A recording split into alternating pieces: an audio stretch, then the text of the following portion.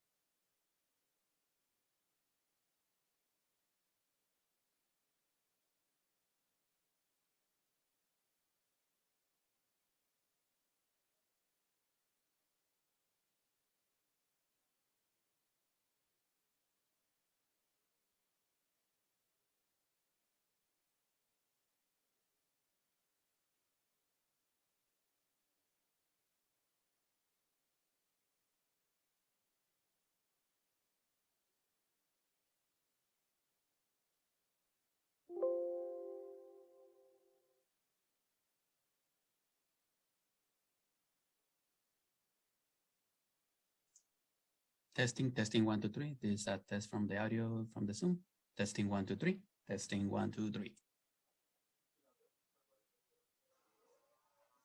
Hi, Eddie. This is Ciro Calderon. I cannot hear what they're saying. Okay, here we go again. Can you hear me? Can you hear me, Mr. Calderon? Yes, Good afternoon. I can hear you, but I cannot hear what's happening in the meeting. Oh yeah, right now because it's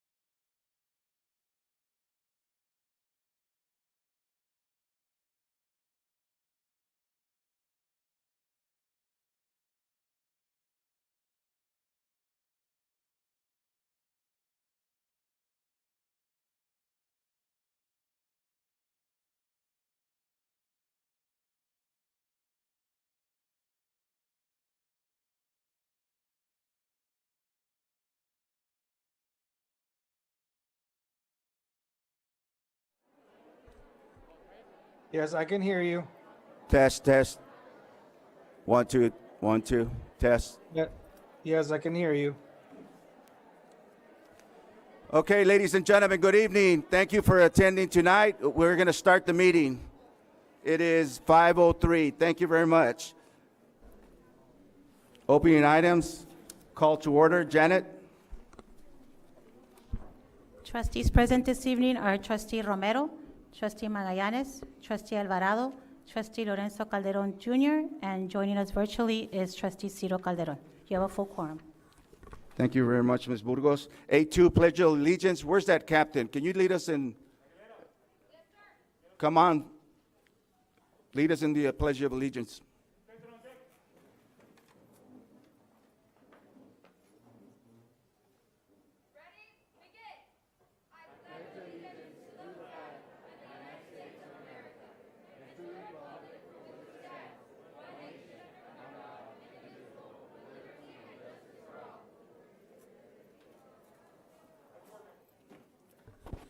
Thank you very much, Captain. Again, thank you for joining us tonight.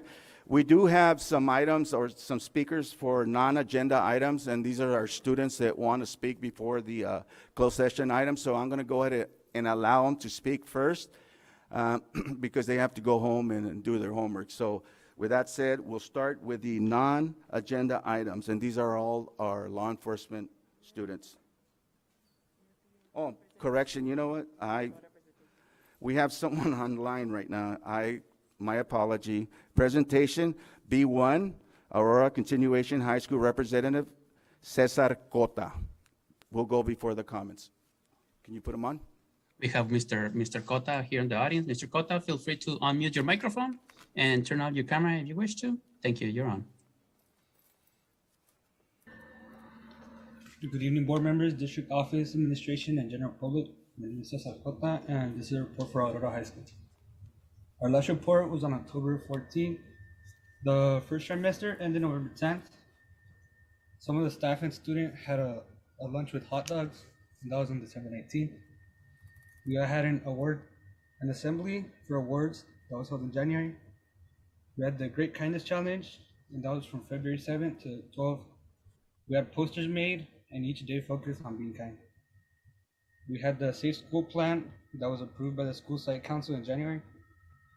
We had the Universal Technical Institute presentation, and that was held on January 9th. We had a Super Bowl hamburger lunch for staff and students. That was on February 12th.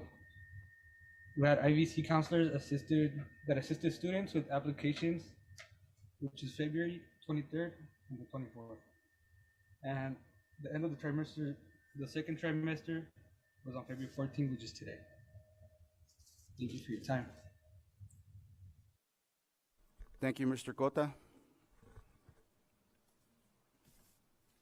Okay, now we'll go to the non-agenda items. And the first speaker is Tarini Aguilera.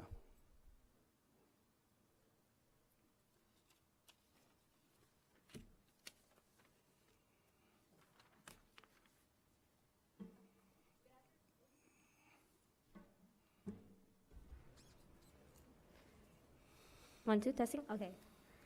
Good afternoon, members of the school board and guests present. I am Captain Yereni Aguilera of the Criminal Justice Program at Calexico High School. I, along with my fellow sergeants and corporals, oversee the duties, events, and activities of this program. Now, maybe of you know of the program as former students were present and recognized in 2019 when President Trump made rounds in Calexico. Or maybe the students have seen us around school wearing our uniforms. I, for one, am wearing the uniform of the seniors, black polo over khaki and spit-shine boots. Our juniors wear khaki over khaki with spit-shine boots. Although they might look different, we are still part of the same program. Some of these students have never learned to iron their clothing, but have learned through the program on how to do it properly. This program has taught us a little bit of everything, such as spit-shining, our given rights, and what to expect in law enforcement or military job. Yet what we have not been taught is a quick response to situations and scenarios in which law enforcement officers encounter in a day-to-day basis, and how to control situations with resources and the correct etiquette which an officer is expected to have.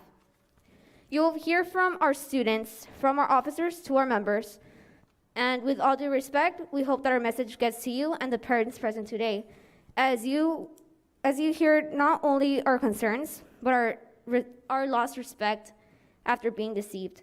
To the parents present, please hear our students out, as everything being stated right now will benefit not only the future of your children, but our community as well. Sorry about that. For the following 20 years, and even though it might not seem that big of an impact, the major jobs here in the Valley are either agricultural or law enforcement based. With that being said, I would like to request the speech form, I believe it's called, the speech form for Sergeant Alejandro Lopez to come to the podium. That would be the next one, Mr. President. Yes, that is our next speaker. Okay. Thank you, and that's all Thank for you today. very much. Alejandro Lopez, gracias.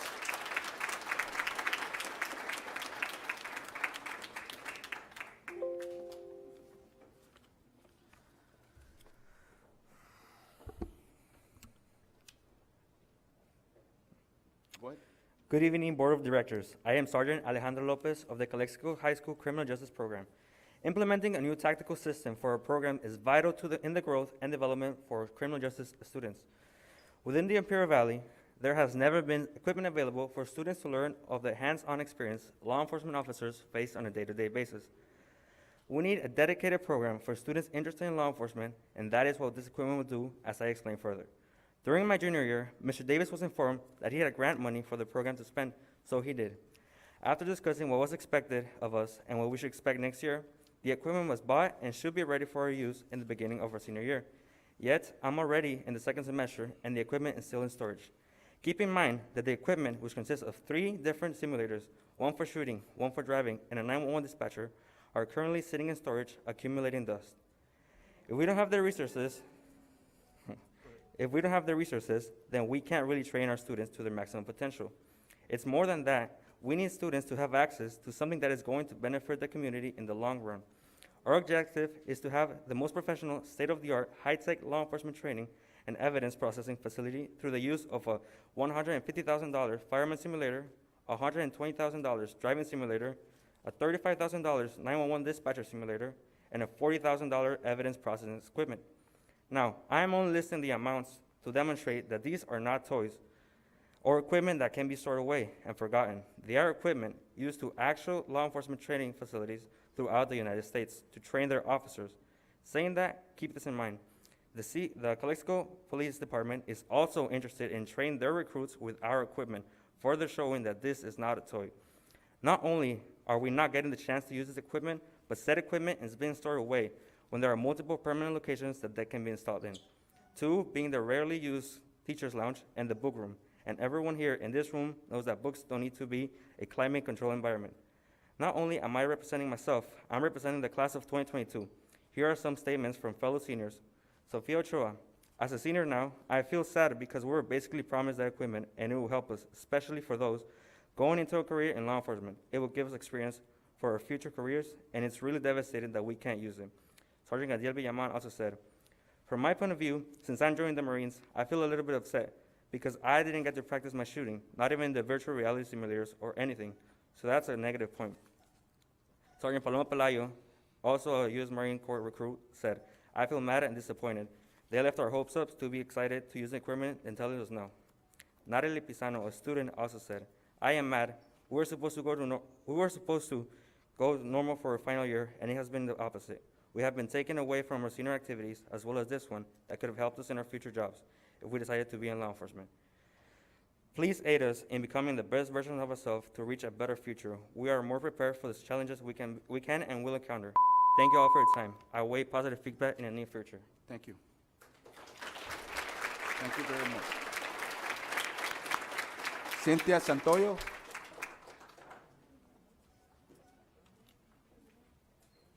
Santoyo.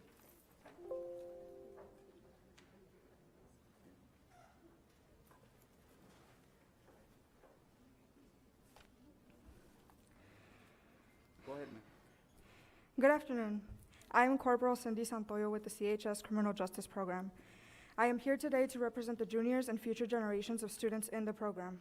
Our instructor bought 3 state-of-the-art simulators for the program last year. We spent the whole year looking for a permanent location to put them. On February 9th, we were told that what we thought to be good news, that the book room would be the place to put the simulators permanently, and while it would be a process to do so, it would get done. Now, I can speak for all of law enforcement students when I say we are enraged and saddened to hear that this was not the case and we were misled in an infuriating way. Most of the students in the program are eventually joining some type of law enforcement or military, whether that be sheriff, border patrol, customs, police officer, etc.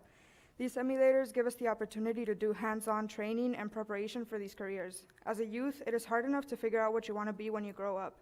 In addition to this, most students end up in shock when they go to places like boot camp or a police academy. In fact, most students go to the military without knowing how to handle a firearm and are expected to learn in an 8 to 12-week span. These simulators help us get rid of all these obstacles and prepare. These devices are essential for high-tech recruitment and are of extreme service to our knowledge and training. Let's not forget this is a CTE class, and the whole objective is to do hands-on training as opposed to just reading about it.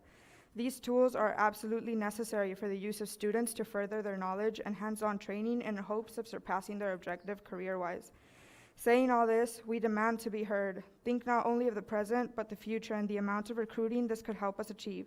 The students and parents sitting here today, including my own, are proof of the importance of these devices and the disappointment we feel as we have been misled for months as to where this was going.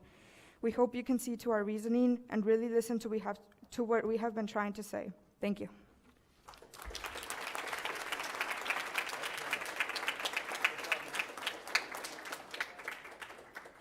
Kimberly Becerra.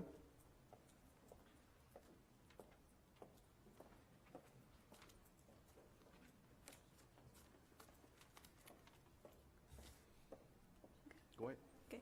Buenas tardes, mi nombre es Kimberly Becerra y soy parte del programa Criminal Justice de Calexico High School. Yo ya me encuentro enlistada en el Army, por lo cual el 17 de julio es el día en el que yo me voy a ir a bootcamp. A mí realmente me gustaría irme con la experiencia de saber cómo agarrar un arma, de cómo disparar. Y al no tener la oportunidad de usar los simuladores, me voy con la desventaja de estar en mi entrenamiento y no saber nada sobre ello. También sé que algunos de mis compañeros en algún futuro querrán y trabajarán con algo relacionado a law enforcement y también tendrán la desventaja de no saber nada sobre el área de armas. Sé que teniendo la oportunidad de usar los simuladores ayudaría mucho a mis compañeros en su futuro, al igual que a mí, y es por eso que estamos aquí, porque es algo que realmente nos importa mucho y es algo que queremos, y muchas gracias por su atención. Gracias. Next speaker is Bricada Contreras.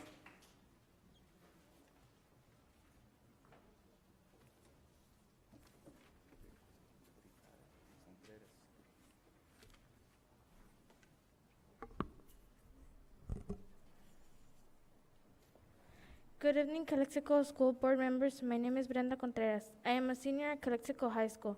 Here I am to complain about not being able to use the simulators purchased for my law enforcement class. These simulators, which are purchased last year and are meant to teach law enforcement students about crime scenes. 4 simulators were purchased last school year, and they are as follows. 1 firearm simulator costs $140,000. Emergency-driven simulator costs $120,000. 911 dispatcher simulator costs $35,000. Crime scene labs, $40,000. These simulators were purchased in order to teach us about details related to crime scenes. This would in turn allow us role-play on how we would react on a true crime scene. Mr. Davis has been working diligently with Ms. Williams on securing a location to place the simulators. He has told he could use the old book room located at the main campus. On February 23, 2022, he informed us students he was told by administration that he could no longer use the book room on the simulators would have been placed on CHA's 9th grade campus. I am utterly disappointed that next week we will be in the month of March and we have yet not to use this equipment. We have been spending $335,000 is to have this equipment just to have, to them been sitting around in storage is such a waste of money. Having this most advancement law enforcement training facility in the Parent Valley and not having access to it is such a disservice for the student enrollment in the law enforcement classes. It is unbelievable the administration cannot secure a location to set up this equipment. I am here pleading the board to please look into this matter. I would like to graduate knowing how to use this equipment because it will make me more knowledgeable and competitive student. I thank you for your time. Thank you. Thank you. Next speaker is Jose Urache.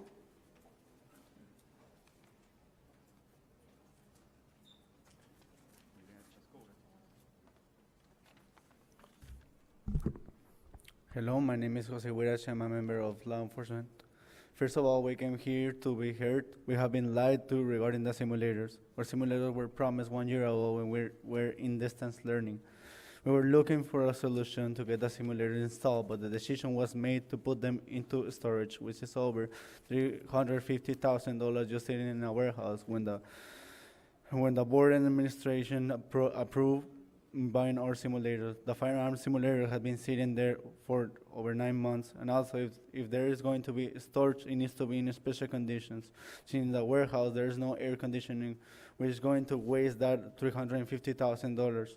Now the plan was to be installed in the book room. On February 9, Ms. Ramirez, the assistant superintendent, said that the plan was in progress, and she told Mr. Davis that the plan was to use the book room so that we didn't need to show up at the meeting, and that's why we didn't go and protest. Meanwhile, we were happy about it, but the promise was not real. Ms. Williams determined that 9th grade campus was the best option, but it doesn't make any sense. Our program is made for 11 and 12th grade students. 9th grade is not involved in any way. We, the students of law enforcement, are trying to get our future straight, and having a firearm simulator helps us through boot camp, but it's not going to help in any way if we use the simulator for 15 minutes. Our security needs to be put as a priority.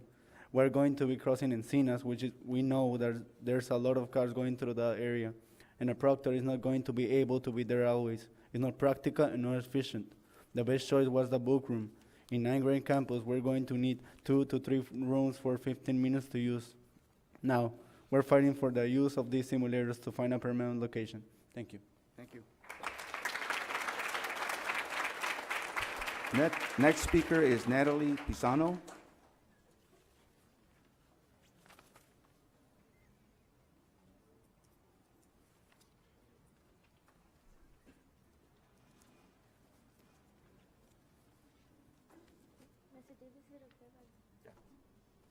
Good afternoon. My name is Natalie Pisano. I came to speak because I think that the situation, it could have been fixed a long time ago. We've been watching videos, seeing how to use it and how it's been used and how it could benefit multiple people as well as us. Me, as I just am in the process, and I just enlisted, as well as Ms. Pelayo that has been enlisted in the Marines, as well as our ex-captain, Ms. Garcia, that has also been and has already left, so she has no able to recuperate the experience that we could have had. It is unfortunate that we were told something just to not come the first time. And we were basically shut from coming here and expressing ourselves. Because what's the point of saying, oh yes, you have the book room, but once it hit February 10th, we were then told that that was no longer available and we have to go to a 9th grade campus. Our proctors we have many proctors now, but our proctors are never really available. Even our situation with using the new gym, we wasted about 10 minutes to get there and get a proctor to come open the door. That's wasting time when we're crossing the street, and not every proctor, what if there's something emergency in the campus and there's no proctor available? And the 9th grade campus has no recollection when there's many other things, as we and our class has offered to move the books with no like exception needed. Like, we don't need anything. We're willing to put our effort as well as a class to put our time in our class to be able to help you guys to move our stuff, which is not supposed to be necessary, but us as a class and wanting to use this equipment so much because of how much has been said, we are willing to. Thank you very much. Last speaker is Dylan Aguilar.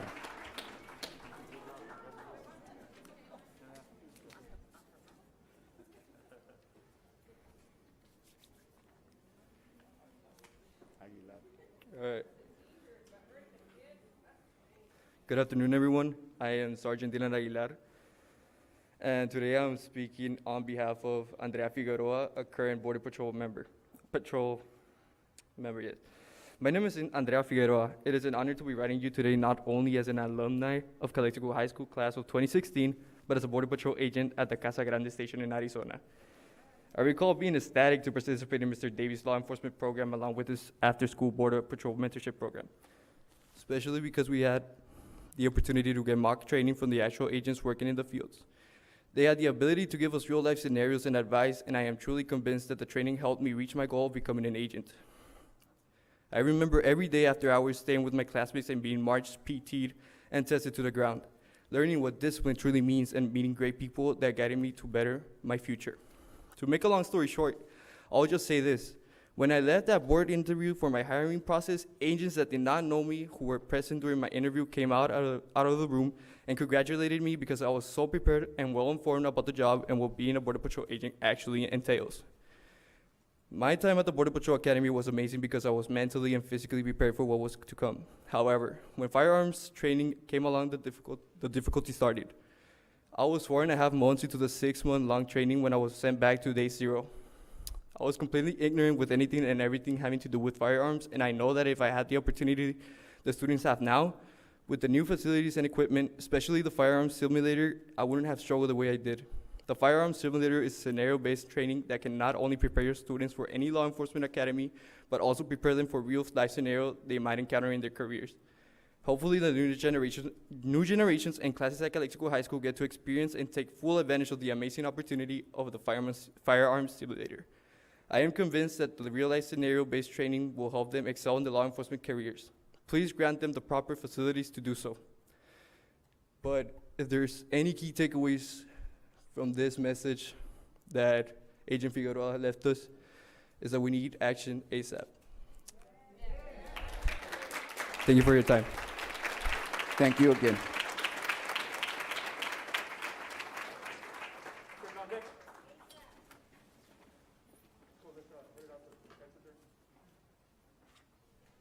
Thank you very much. Thank you.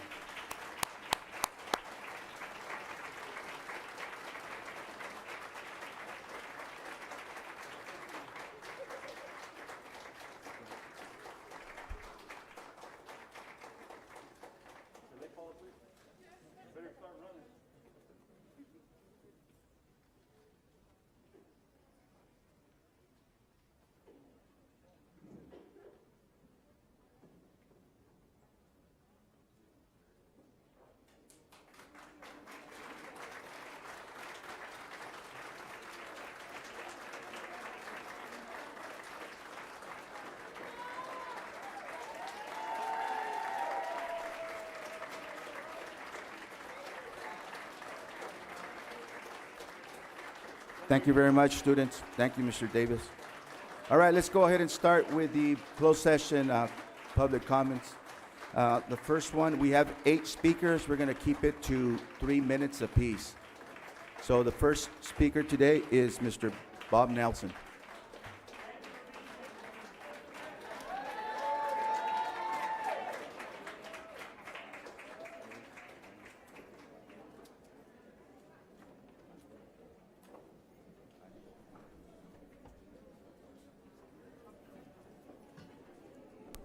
Well, good evening, all.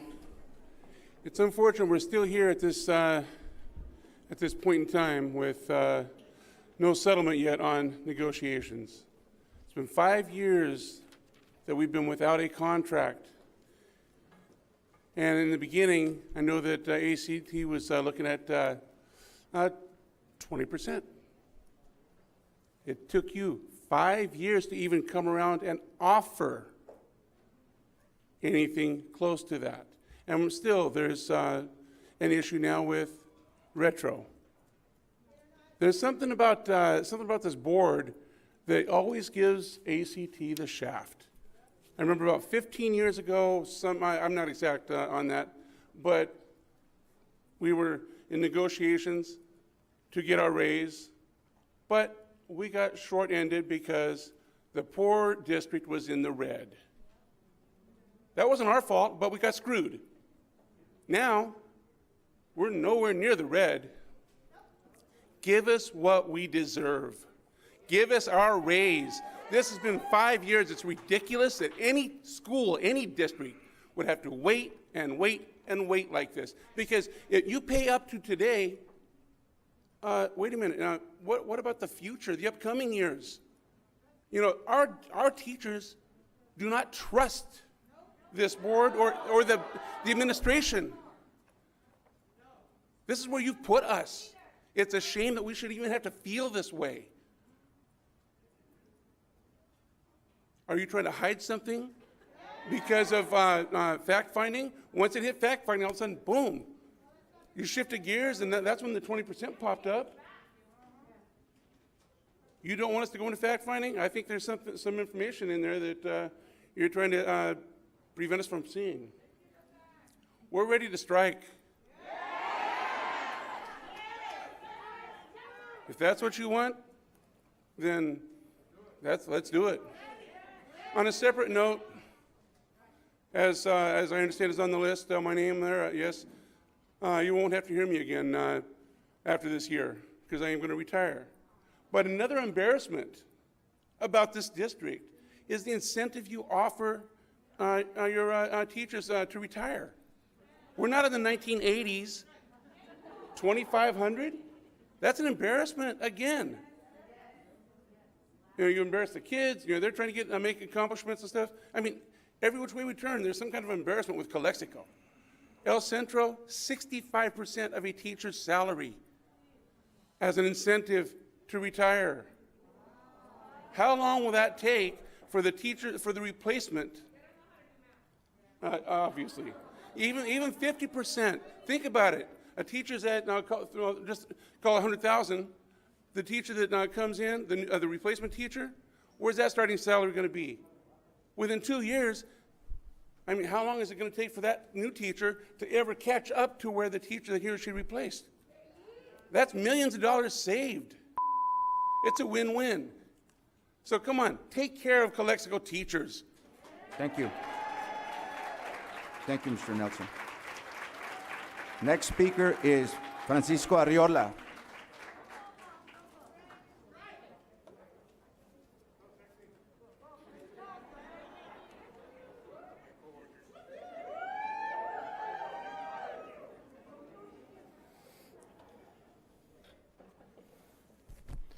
Last time I was up here, I told you it was the first time I've ever been up here in 27 years. And here I am again. Never thought I had to come back again. But I'm here because of them. The morale is horrible. It is just at the bottom right now. You guys got to do something about this. It's in your hands. We have teachers, counselors leaving in the middle of the year. When have you heard about that? Leaving in the middle of the year, just going to another district. Why do you think that is? You guys are smart individuals. They're not leaving because they're happy. And guess what? They're going to leave, and they're going to start calling their friends and tell them, you know what? It's greener on the other side of the mountain. Come on with us. He just said it's an embarrassment what you guys give our retirees. It is. There's districts that are giving 7,000 signing bonuses. That's a signing bonus, not a retirement, a signing bonus. And we're giving our teachers $2,500 to retire as a bonus. Come on. You know, it's funny that this comes out days before board meetings, trying to show us how generous you are or how greedy we are because we're not taking it. But you know what it really shows? This is what you've been holding from your employees for 5 years. This is what you've been withholding from them for 5 years. Now, this money didn't fall out of the sky. It's been there all along. And you've just been keeping it from them. Why? Happy employees produce more. Keep your employees happy. That's all we're asking. Sit down, negotiate this year, and we'll figure out the coming years. we're not gonna let go of our health benefits. We're not. We're willing to strike for that. Are you willing to be that board to cause the first strike in Calexico Unified School District? Now think about it, we're not gonna let it go. We're not. Not at this time. Especially now with COVID. You know what, I got COVID this year and I thought I was over it. We don't know what's gonna happen. This is the wrong time to go out after health benefits, especially when your reserves are at what, 35%, 30% or higher? You know, you've been saying that this benefit, the health benefit is gonna bankrupt the district. I've been hearing this for 20 years. And we're still here at a higher than 35% reserve. So people, fix it now, not tomorrow, not later, not when it gets to a strike. It's up to all 5 of you right here. So please, let's fix it. Thank you, Arriola. Next speaker, Alisa Rosas. Alisa.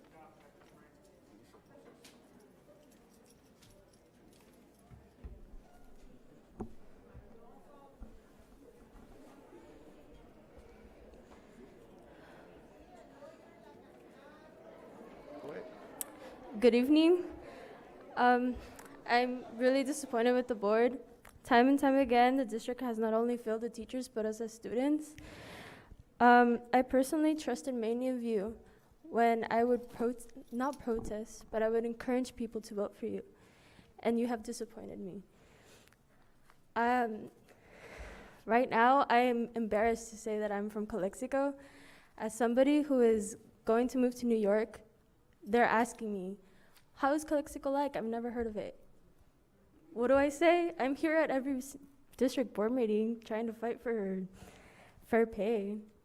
And it's embarrassing. But the most important question is, why does the district think this is okay? Why do they think it's okay for us, like all of these students, coming to every single board meeting, trying to help our teachers and trying to support them? We are missing out on many trips, like prom, grad night, I think, and these are things that we've been looking forward to since elementary school. And the fact that we're about to lose them saddens me. The fact that there's a solution to this problem and it's not getting fixed, it saddens me. Again, as I asked last time when I spoke here, I'm asking to please fix this issue. I've been coming here for 4 years to every single district board meeting and nothing has changed. And why is that?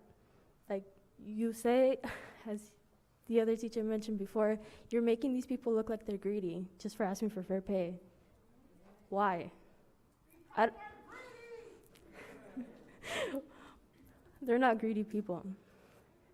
All of these teachers have helped me get to my goal. Because of these teachers, I'm going to New York on a full ride. And this is the way you're paying them? Why? Why are you paying them like this? Please fix this issue. Thank you. Thank you very much. Next speaker is Andrea Melchor. Andrea.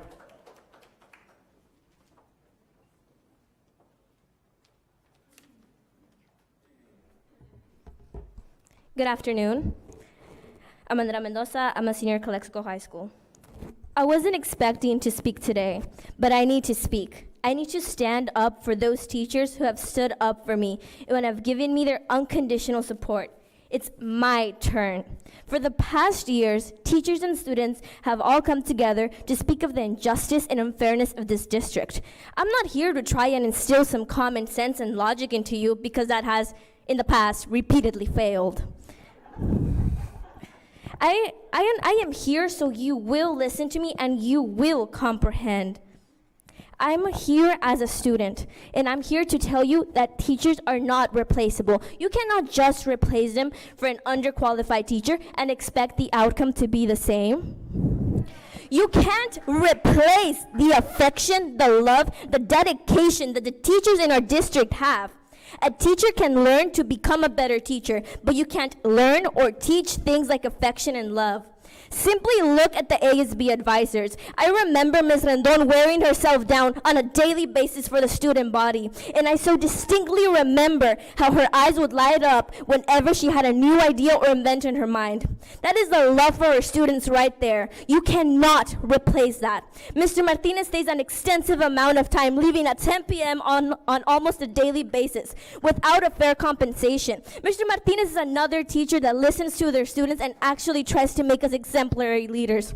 That is an incredible amount of dedication for their students, for their school. My father died when I was 4 years old. I never had a father figure in my life. So when my 7th grade math teacher would stay up to an hour after school just hearing me rant about preteen problems or complaining about the ending of a movie, it meant everything to me. I remember wanting to get early to school or not wanting to leave school because I had someone who would listen to me. It wasn't in his job description to stay after school and listen to his students talk about things not concerning education.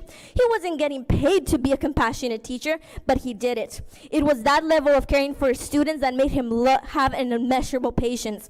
Teachers like these have made me dread being absent to school, make me want to be here. It didn't matter how horrible I felt. I wanted to go to school because they made school my safe haven. But I suppose that, as usual, this means nothing to you. So let me put it in terms you understand. The more students want to go to school, that means less absences, which means more money for you, and you can't accomplish that by taking away our teachers. Thank you for your time.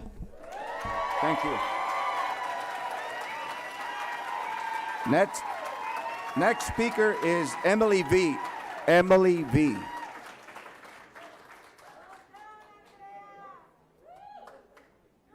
Emily V as in Victor.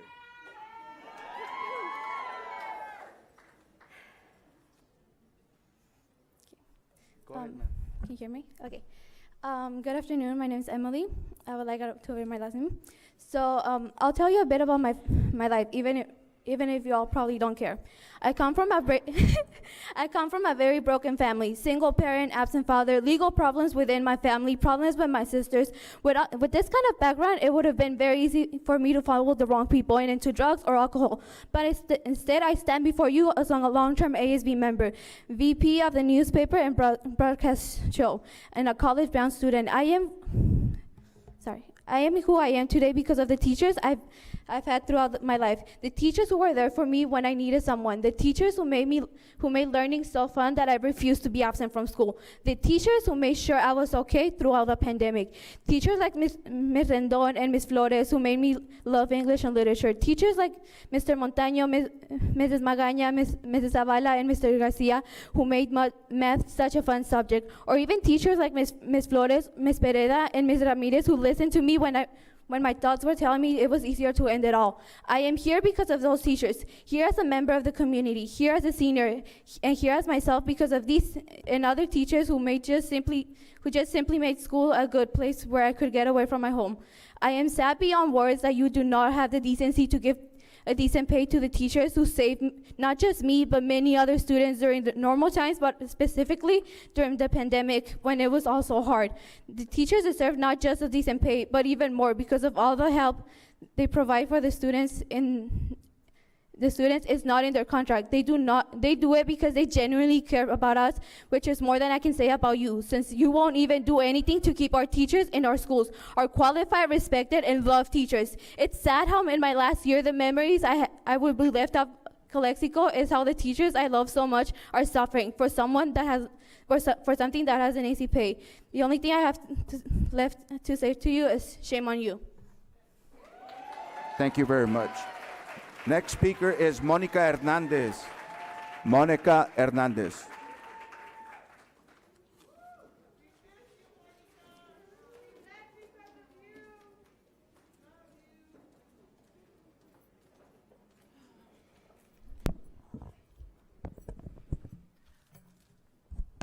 Good evening. So I sent an email to you all. I hope you had a chance to read it, but I wanted to read it out loud for everyone to hear. So I'm sending you this email to share my truth, as I believe the actions of this school district and board members have negatively affected students, their families, and educators. Actions that have resulted in my decision to leave Calexico Unified School District. I don't mean disrespect. I am thankful for the fact that Calexico hired me just as I had completed my master's and my PPS credential. I was given opportunities for professional development. That is how I became the highly qualified educator that I am. My heart, that's me. That's who I am. Just like they said, you don't teach that. You can't pay for that. Unfortunately, I had to leave. You invested in those students through me, but I had to leave knowing that students needed someone who was highly qualified, passionate, with a big heart, who would always go above and beyond for their students. What time? Didn't matter. We were on the phone yesterday. When people ask me why I left CSU or Calexico Unified School District, I typically provide the political answer, something brief, something vague. I don't mean disrespect. I say I did it for my family and hope that they leave it at that. The truth is that over the course of these negotiations, I've seen that Calexico doesn't value their educators. I'm reminded of this when I see messaging from the district to the community that continually implies that we are teachers and counselors who are greedy or underserving in our negotiations. It is insulting to describe my need to ensure my family is secure with adequate health insurance and compensation to pay my bills, including student loans that I'm still paying. It's being greedy. It's even more insulting when the propaganda is targeted to the community that we lovingly serve. It was one of the hardest decisions I had to make. I was happy in Calexico. I thought I was going to retire here. I love my students and worked so well with the teachers, staff, and administration. My colleagues had become my friends over the last 7 years. I miss you. I left Calexico Unified School District because despite the reality that this district is financially stable with ample reserve and additional funds finding their way to the district, the first 3 to 4 proposals were pay cuts. I said it before, that's a slap in the face. Whether they were serious proposals or were meant to extend these negotiations to place the district in a stronger bargaining position, it doesn't matter. It's wrong. Especially during these times where all educators packed up the materials, moved their lessons and services through distance learning, worked longer hours, the longest hours I've ever worked, to support their students, not only academically, but also through personal grievances and social emotional needs. The district decides to turn around and offer a pay cut. I said it before when I stood in front of you. It's a slap in the face. Do you truly value our profession and services we provide students? Do you value our students? Those proposals said no. With your latest proposal, you only confirmed that I made the right choice to leave Calexico. The fact that you are not offering retroactive pay for those who completed their contractual duties over the past 5 years, only because they left the school district, is acting wage theft. This puts me in the position of not being fully compensated for my last 5 years of work. How long was I supposed to wait for a contract? Thank you. Next speaker, Xavier Rodriguez. Xavier Rodriguez.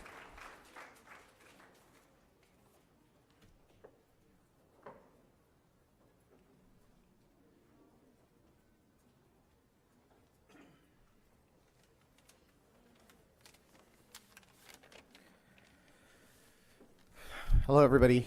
Javier Rodriguez, ACT president. When I first became president, I was asked what my vision was.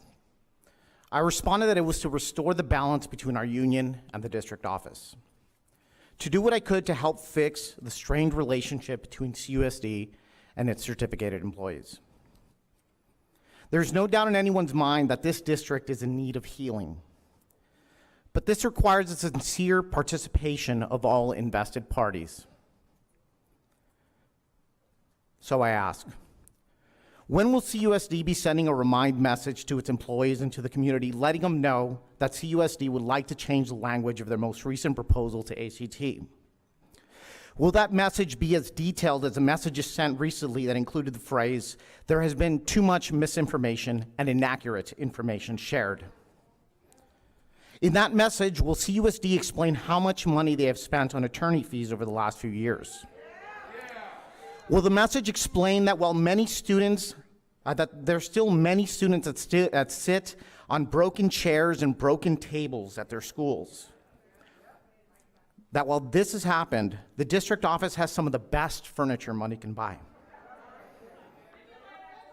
Will the message also explain that they need not worry about the classes being taught by substitute teachers because the district is working very hard to create and fill other positions?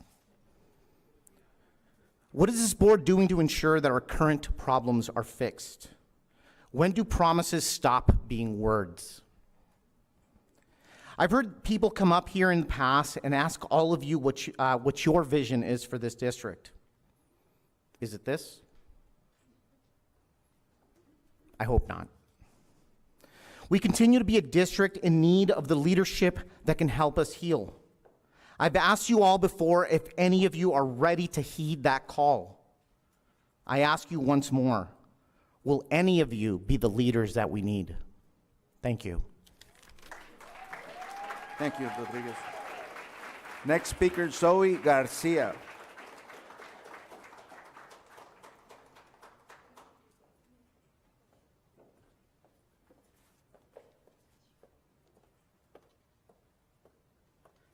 Hola, buenas noches. Mi nombre es Zoe García. Vengo como representante de padres de la escuela Dul Elementary School. Pues mi petición es muy sencillita y muy práctica. Estamos pidiendo formalmente la reapertura para la escuela de padres forma presencial. Creo que ya ahorita este tiempo que ha pasado, pues ya los padres también necesitamos social emotional assistance. Estamos encerrados también junto con los niños y pues necesitamos también un poco de distracción. Así como clases para padres, pues los cafecitos y que vuelvan otra vez a retomar lo que es consejería. Antes era el Instituto de Padres y todo eso nos ayudaba a nosotros los papás para poder educar un poquito mejor a nuestros hijos, que también sabemos el tipo y calidad de angelitos que tenemos en casa, ¿no? Y aparte de eso, también estamos pidiendo que sabemos que no pueden cerrar las escuelas porque no ha habido los casos suficientes de contagio. Tengo entendido que tienen que tener el 50% de estudiantes y de personal activos en COVID para poder cerrar como cerraron en Holtzville o en Heber, el centro. Gracias a Dios, ha habido casos, pero no ha sido tan agravado aquí en Calexico. Entonces, lo que estamos pidiendo nosotros es que vuelvan a entrar con maquinaria a sanitizar todas las escuelas, que sea una sanitización profunda. Pueden hacerlos los fines de semana, hay compañías, hay lugares donde se dedican a ello, entonces pueden hacerlo. Eso puede disminuir un poco más los contagios entre los maestros y los alumnos.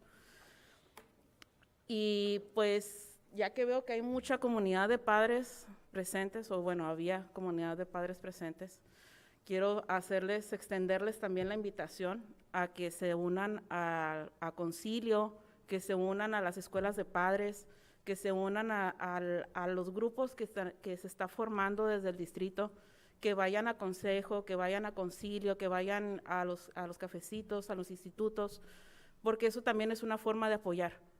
Es una forma de apoyar tanto a la escuela, al alumno y en casa. Creo que la educación, yo siempre se los he dicho, la educación empieza desde casa. Los ejemplos los damos nosotros los padres a nuestros hijos.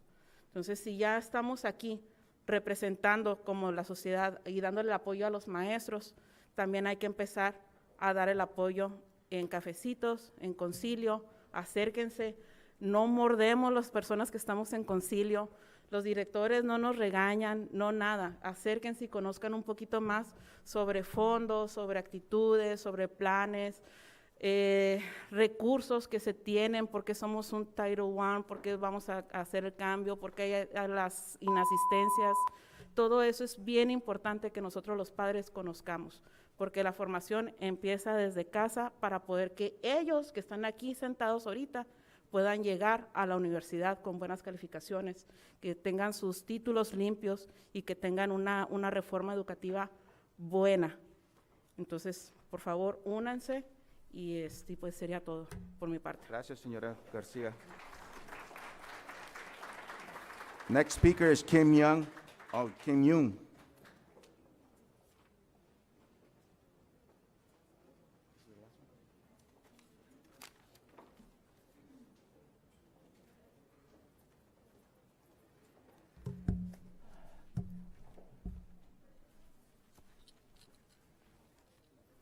Good evening, board members and teachers and the parents. Amazing tonight, those two young ladies, and they are the ones prove quality of our teachers. They are well done, more than well, and they are taught by our teachers.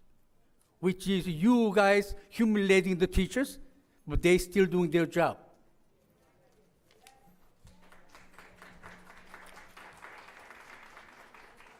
A lot of people, including those young ladies, they say a lot of things to I used to say and I supposed to say. Everything coming in today. And it's funny, school district taking care of the education of our children, but our school board member doesn't understand English, doesn't understand the math.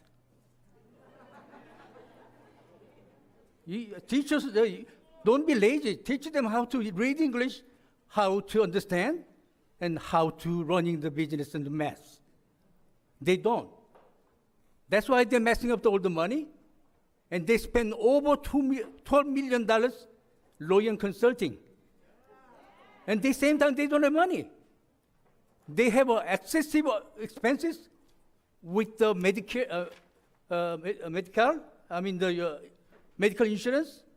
They have a funny company they hire, and then they do service for you guys. At the same time, they are supervising the company. So you hire tip to the watching the tip.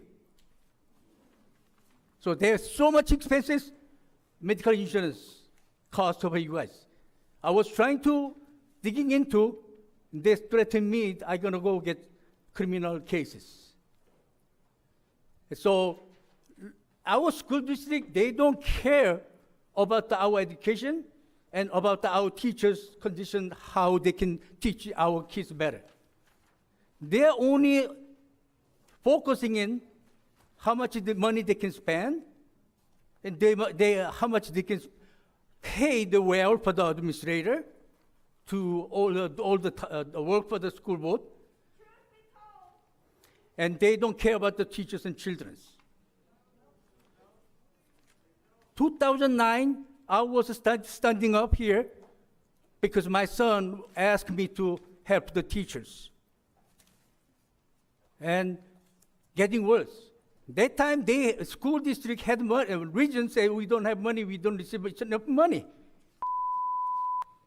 Okay, it looks like I need to wrap up. Yes, Mr. Okay, Kim, thank you. Okay.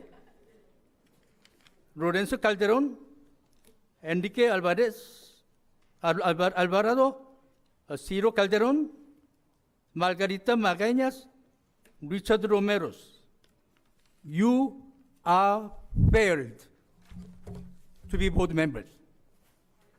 Thank you.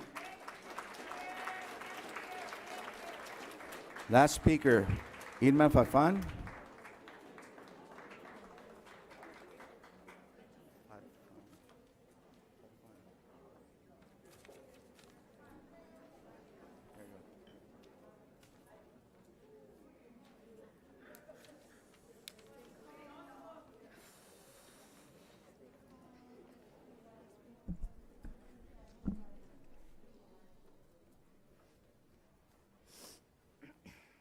Go ahead. Hello, everybody. My name is Irma Farfan. I am a senior in Calexico High School. I have been going to Calexico Unified School District since I was 3 years old.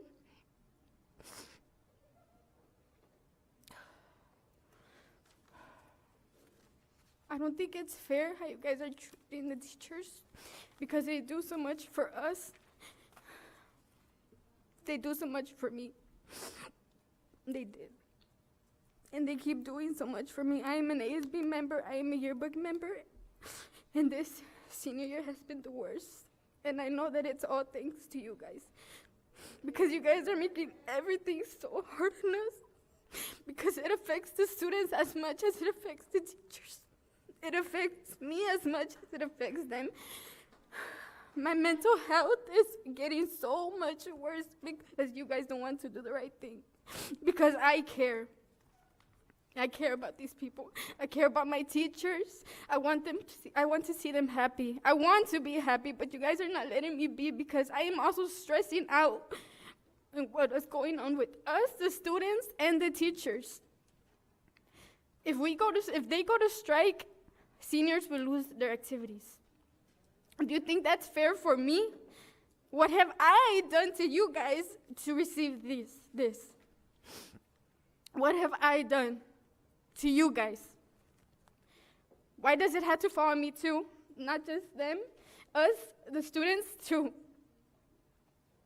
I stay long hours in school. I try to help out the teachers. Mr. Martinez, ASB member, we help him out. You guys don't pay him what you guys are supposed to be paying him. He stays long hours with us. Okay? And not only because, it's about school related. No, he helps us too. He helps us a seguir adelante.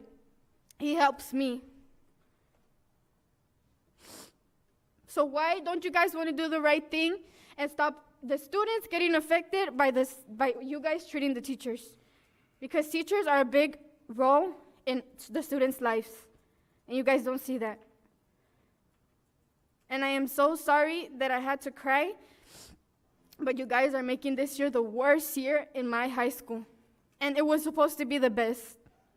And I have little nieces that go to this district. I have family that goes to this district.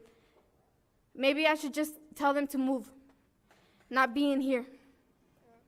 Go somewhere else. Because I don't want them feeling what I'm feeling right now as a senior. They're smaller than me. They're little kids. Are they going to feel that too when they get to my age? Because you guys don't want to do the right thing? We're students. We care. We get affected by this. And I know you guys get paid if we go to school, so maybe we should just stop going to school. Students will strike. If teachers strikes, We strike, students strike. Thank you very much.